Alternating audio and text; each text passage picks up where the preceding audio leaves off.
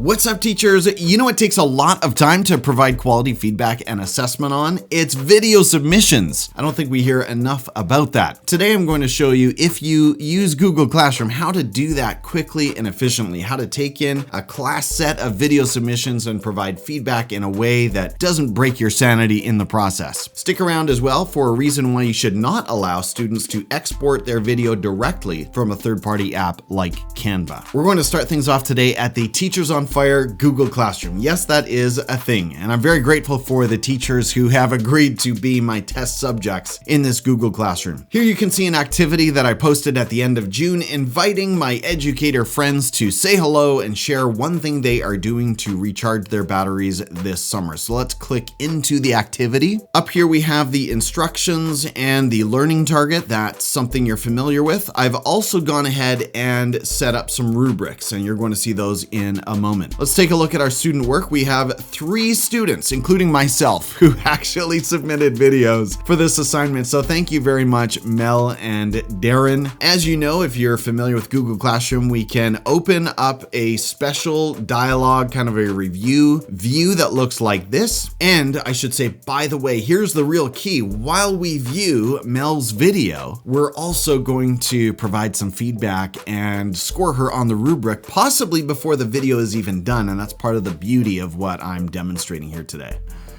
Hi there, so my name is Mel and I'm a mathematics teacher in Colombia, and I'm about to move to Malawi. So that's me. I teach at an international baccalaureate school and I teach middle and high school years.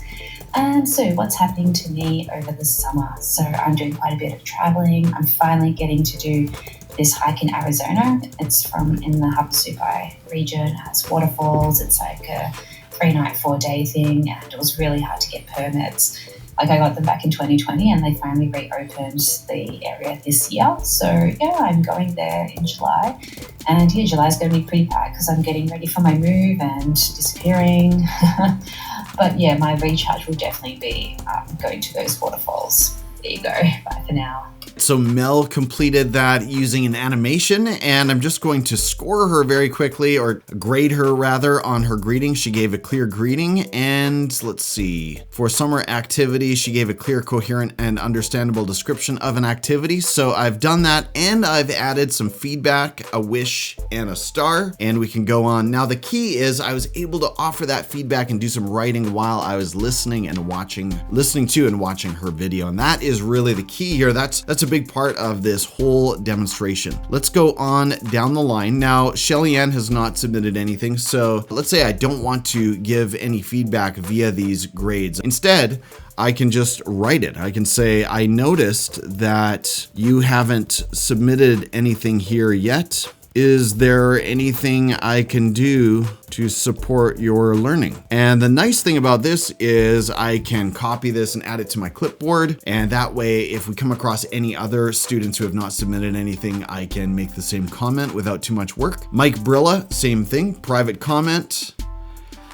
On to Ronette Burnett. Now, I don't want to necessarily go through the whole class like this, so I'm going to skip down to the next person who has submitted this, Tim Cavey. All right, this is my own, so bear with me. I'm not a narcissist. This is for demonstration purposes only. All right, let's do some grading, and I'll grade myself a little bit harshly, okay, just to sort of show you what that could look like.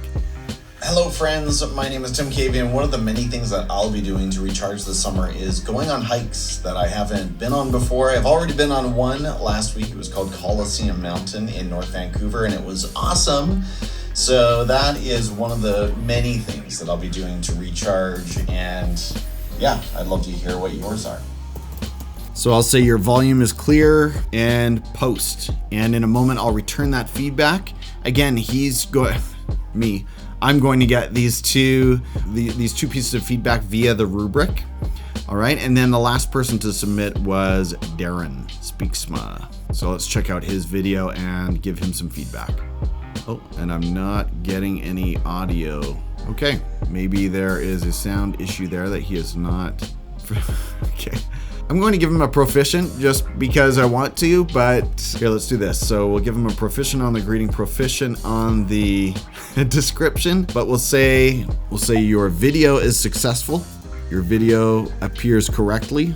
And then we'll say, could you try to recheck your sound? I'm not hearing anything. Post. Now, we've offered feedback to the 3 submissions, and we could send messages to all of the people who did not submit, but what I'll do now is go back to Google Classroom and I can select everyone who turned in and return their feedback to them. Anyone who did not submit anything is not going to receive anything from me at this time. So that is a quick summary of how to offer feedback on video submissions in a timely fashion. You can do some writing, some grade selecting on the rubric, all while the video is playing on one computer screen, and you may even be done your feedback before the video is properly finished. That should help speed things up because, again, video assessment and feedback is a difficult business. Before I go, I want to show you also why you should not allow students to submit their videos via third-party apps like Canva, and I'll explain. So here's a video, and let's say that I'm a student and I want to submit this using the handy export to Google Classroom option here on Canva. The problem with that, I'll show you where that is, Google Classroom, and then what I would do is select a classroom and an activity and submit it that way. The problem with that is that what it's going to do is place a Canva link into Google Classroom. And so as the teacher, when you're going through all of the student submissions, you're going to be clicking those links and it's going to load a new tab every single time, and it's going to take some time to load their video. If all of those videos have already been posted to Google Classroom, that means they're already living in your Google Drive. And so you can go through that dialog box that I just demonstrated quickly and easily and offer feedback, and all the videos are right there. You're not hitting new links and loading new tabs every single time. Hope that makes sense. I hope in some way this speeds up your video review process and gives you some new ideas for how to assess and offer feedback on video submissions. Thank you for giving your students the opportunity to complete work in this way. Keep that fire for learning burning bright, teachers, and I'll see you in the next video. Bye-bye.